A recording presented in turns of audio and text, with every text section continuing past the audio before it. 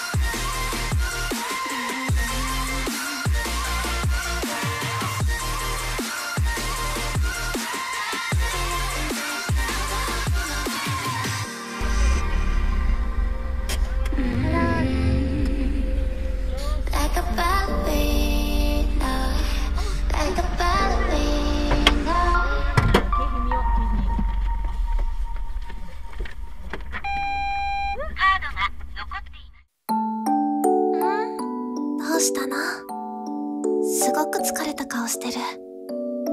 よしよし。今日もよく頑張ったね。甘えん坊だな。いつもありがとう。今日も一日お疲れ様。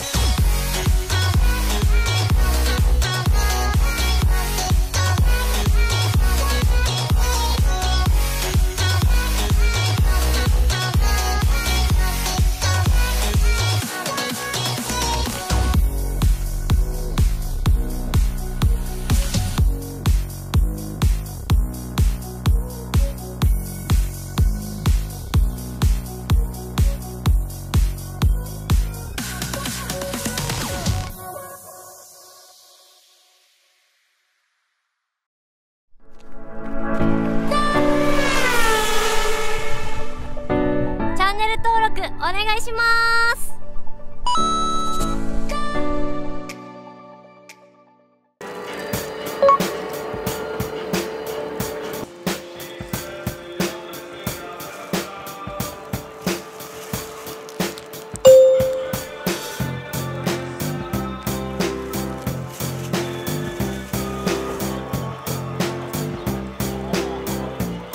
そうなんです。